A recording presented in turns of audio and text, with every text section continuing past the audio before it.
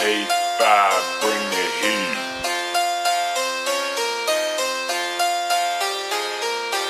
One day not so long ago, there was a young MC with a dream and a pencil. He seemed invincible.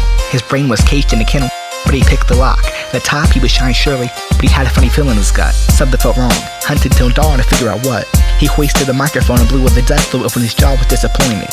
He'd appeared to be voiceless. He was about to freak out, but he didn't. He sat down for a minute. He evaluated the situation before making a decision. Should he give up or keep trying? He was eyeing the greatness he knew possessed, but his anxiety fogged the image. Nevertheless, he kept spitting. He was trying to be brave, but every time he stepped out of the prison, the booze put him back in the cage. Simply because he was different.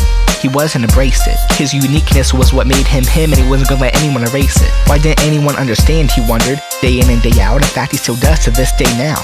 Why did they care if he was offbeat? Did they ever think he may be doing it purposefully, to set a point, or maybe he was just doing what came naturally? Perhaps it was just his natural flow in his head, so maybe just part of his personality? He knew they were just ignorant, arrogant bigots. The idiots didn't like difference.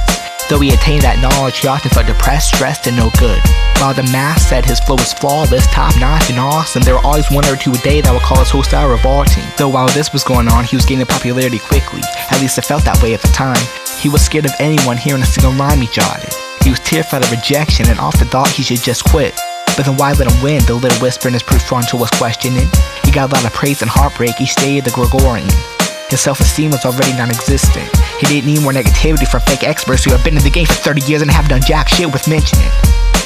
He wanted to be revolutionary and change people's perceptions, at least open people's minds to be more accepting.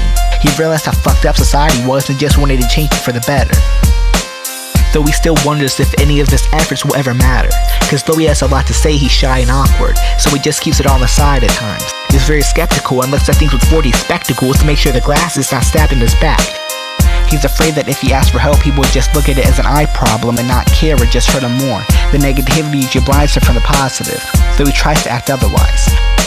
While he believes he's getting better in parts of that aspect, he tends to expect the worst. He's scared someone will break his legs too much to get back on the horse. Though diffident, he always tries to spill his core when he can through audible literature. Art has always been his way of expression, so when it's not understood, he questions if he should just suppress it.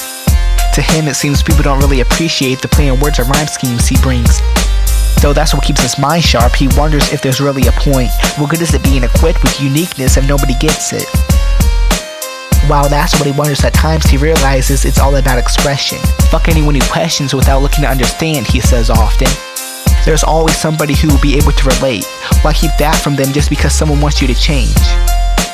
In this day and age, everyone is so judgmental and hate-filled, so when he spits through his dental, he pretty much doesn't even pay attention to it anymore.